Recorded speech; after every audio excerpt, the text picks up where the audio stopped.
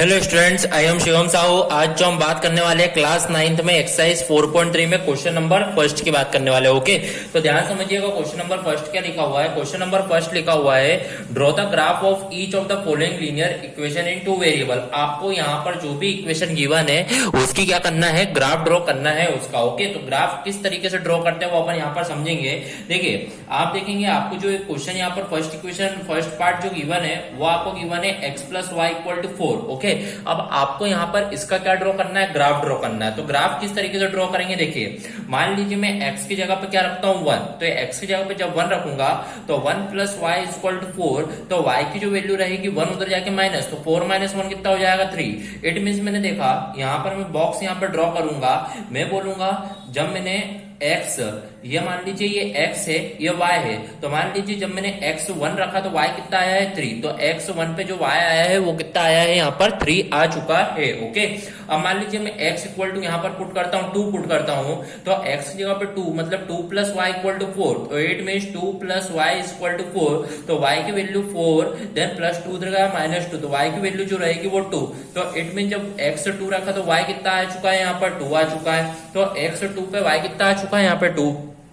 अब मान लीजिए मैं x इक्वल टू यहाँ पर पुट कर देता हूँ 3 पुट कर देता हूँ। ओके, तो x इक्वल टू यहाँ पर 3 पुट करूंगा, 3 प्लस वाई इक्वल टू 4 होगा, तो 3 प्लस वाई इक्वल टू 4, तो इट मीन्स y की जो वैल्यू रहेगी 4 और प्लस 3 उधर जाएगा माइनस 3, इट मीन्स y की जो वैल्यू रहेगी वो कितनी आ जाएगी? 1 आ जाएगी। तो इट मीन्स मैंने देखा x से जब 3 रखा तो y कितना आ चुका है? यहाँ पर 1 आ चुका है। ओके, तो इस तरीके से मेरे को जो भी इक्वेशन गिवन रहेगी उसके मैं 3 या 2 पॉइंट्स फाइंड आउट कर सकता हूँ। तो मैंने इस क्वेश्चन में आपको 3 पॉइंट्स फाइंड आउट करके बता दिया है। अब आपको मेनली बोला गया है the graph of each of the following. अब आपको इसका ग्राफ ड्रॉ करना है, तो मैं इसको तो आपको रफली बता रहा हूं कॉपी पे ड्रॉ करके। आपको यदि ग्राफ पे ड्रॉ करना है तो आप ग्राफ पे भी ड्रॉ कर सकते हैं। ओके, तो यहाँ पर मैं इसे ड्रॉ करके आपको एक बार समझा रहा हूं किस तरीके से ये ग्राफ ड्रॉ होगा। देखिए, जैसे आपको पता होगा this is a x axis and this is a y axis, this is a negative x axis and this is a negative y axis. Okay, तो इस तरीके से यहाँ पर ये एक्स एक्सिस होती है और ये क्या होती है? वाई एक्सिस होती है। अब आप देखिए एक्स में जो सबसे बड़े नंबर है वो क्या है? 1 2 3, मतलब 3 सबसे बड़ा नंबर है।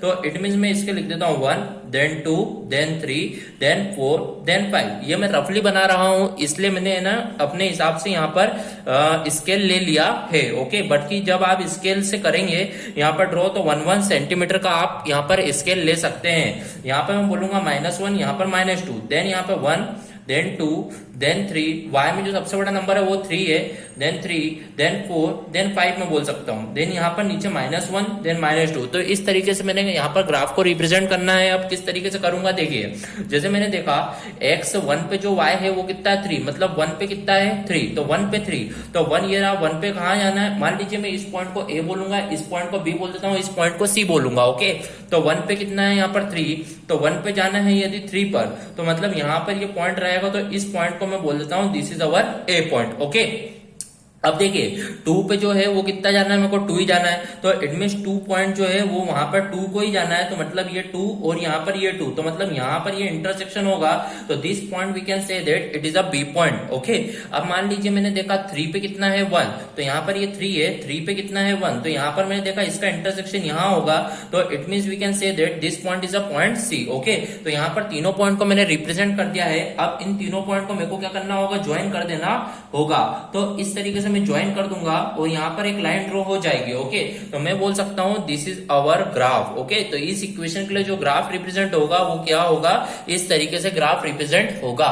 Okay, so here our question number first of first part is completed. बढ़ते अपना सेकंड पार्ट की ओर। सेकंड पार्ट भी देखेंगे तो कुछ इस तरीके का ही है second part, x minus y equal to 2। Okay, तो इसका भी मैं आपको ग्राफ ड्रॉ करके रिप्रेजेंट करके बता देता हूँ। तो देखिए x minus y equal to 2 है, तो यदि मैंने देखा x की जगह पे मान लीजिए मैं 1 रख देता हूँ। ओके, x की जगह पे 1 रखूंगा, तो यहाँ पर मैं देखूंगा x की जगह 1 रखा तो 1 minus y is equal to 2। Okay, तो यहाँ पर मैं देखा -y प्लस 2, 1 उधर गया तो माइनस, इट मीन देखा मैंने -y इज इक्वल टू ये हो जाएगा 2 में से 1 का 1, इट मीन y की जो वैल्यू रहेगी वो कितनी आ जाएगी? यहाँ पर -1 आ गई। ओके, तो मतलब x जब 1 रखा तो y कितना आ चुका है? यहाँ पर -1। ओके, अब मान लीजिए मैं x की जगह पे यहाँ पे रख देता हूँ 2 रख देता हूँ। ओके, तो यहाँ पे x की जगह पे 2 रखूंगा तो यहाँ पे 2 minus y is equal to 2, तो ये प्लस 2 उधर जाएगा -2, it mean y minus y equal to 2 minus 2, it mean minus y is equal to 0। तो इट मीन वाई की जो वैल्यू रहेगी वो कितनी आ जाएगी आपकी, फाइनली 0 आ जाएगी। तो इस तरीके से मैंने यहाँ पर 0 भी फाइंड आउट कर लिया है। अब देखिए, अब मैं यहाँ पर करूंगा, जैसे मान लीजिए मैं यहाँ पर पुट कर देता हूँ x इक्वल टू, मान लीजिए आप पुट कर देता हूँ यहाँ पर 0 ही पुट कर देता हूँ। ओके, अभी 1 पुट कर अब 2, अब मान लीजिए x इक्वल टू 0 पुट कर देता हूँ, तो 0 माइनस वाई इक्वल टू 2 हो जाएगा। 0 minus y equal to 2, it mean मैंने देखा माइनस वाई इक्वल टू 2 बचेगा, तो y की जो वैल्यू रहेगी वो कितना आ जाएगा, यहाँ पर -2 आ जाएगी। ओके, तो इस तरीके से मैंने देखा यहाँ पर मेरे ये पॉइंट फाइंड आउट हो गए हैं। अब मैं इसे बॉक्स में लिख देता हूँ। तो बॉक्स में जब लिखूंगा तो किस तरीके से लिखूंगा आप यहाँ पर ध्यान समझिएगा। जैसे मैंने बोला यहाँ पर कि ये इसको मैं 2 पार्ट में डिवाइड करूंगा, this is our x coordinate and this is our y coordinate. Okay, तो यहाँ पर मैंने देखा x जब 1 है तो y कितना है -1, x जब 1 है तो y -1, x जब 2 है तो y कितना है 0, x जब 2 है तो y कितना है 0, x 0 है तो y कितना है 2, y जो है वो -2। ओके, तो क्योंकि माइनस इधर का -2, तो x जब 0 है तो y कितना है -2। तो इस तरीके से मैंने देखा यहाँ पर मेरे पॉइंट्स फाइंड आउट हो गए हैं। अब इसे मैं ग्राफ के थ्रू में रिप्रेजेंट करूंगा, तो किस तरीके से रिप्रेजेंट करूंगा आप यहाँ पर ध्यान से समझिएगा। ओके, देखिए मैंने देखा यहाँ पर सबसे पहले ग्राफ यहाँ पर इसके लिए यहाँ पर ड्रॉ करूंगा एक्सिस यहाँ पर, तो यहाँ पर मैं बोलूंगा this is our x axis and this is our y axis and this is our negative x axis बोल देंगे यहाँ पर, और दिस इज अवर मान लीजिए नेगेटिव y एक्सिस। ओके, तो इस तरीके से मैंने यहाँ पर अभी एक्सिस को रिप्रेजेंट करा है। अब मैं यहाँ पर लिखूंगा 1 then 2 then 3 then 4 then 5 then 6। x में जो सबसे बड़ी वैल्यू है मैक्स टू मैक्स 2 ही है, तो मतलब मैंने 6 तक लिख दिया। Okay, then -1 then -2। Okay, then y में मैं देख रहा हूँ सबसे बड़ी वैल्यू तो पॉजिटिव में 0 ही है, देन नेगेटिव में -2 है, तो इट मीन्स में 1 then 2 then 3 then 4 then 5 then 6। Okay, then minus में मैं -1 -2 इस तरीके से मैंने लिख दिया। ओके, तो इस तरीके से मैंने इसके एक्सिस को अभी रिप्रेजेंट कर दिया है।